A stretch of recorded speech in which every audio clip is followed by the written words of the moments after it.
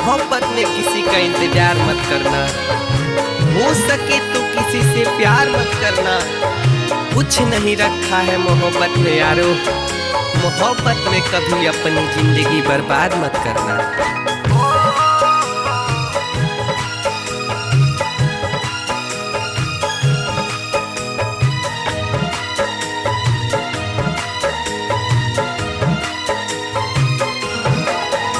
हमरा के छोड़ी के गोरी बारू दोसरा संगे खुशहाल। मन करे कि खा के जहरिया मर जाई हम फिलहाल। बोला का कमी रहे हमारा प्यार में गोरी, बोला का कमी रहे हमारा प्यार में गोरी।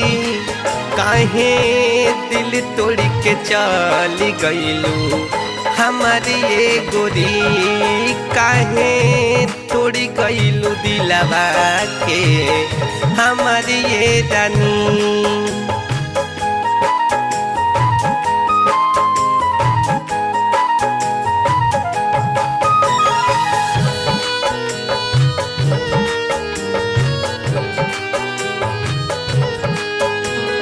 कैसे भुला गईलू सब बतिया, घूमते रहू संगे आधी आधी रतिया। कैले रहू वादा तू साथ, छोड़ब न कबहू तुहरे संगतिया।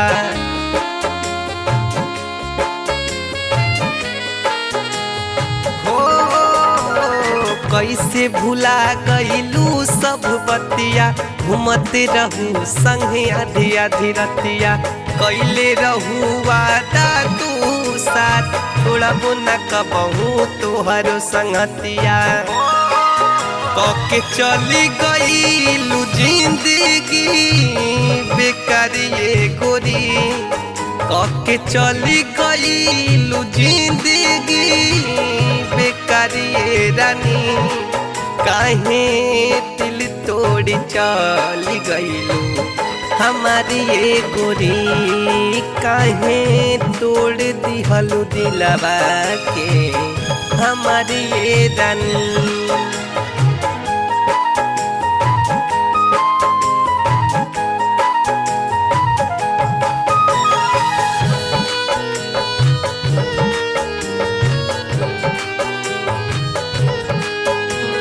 पूरा न भइले कहूँ सपनावा, बिखर गईले सारा यार मनवा।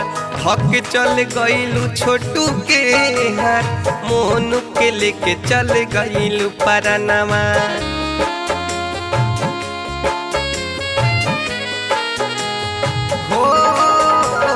पूरा न भइले कहूँ सपनावा, बिखर गईले सारा यार मनवा।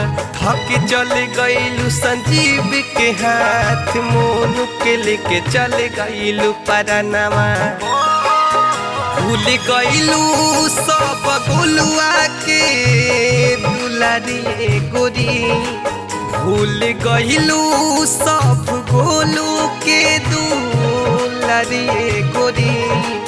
काहे दिल तोड़ी चली गईलू हमारी ये गोरी, काहे तोड़ दिहलू दिलवा के हमारी ये गोरी।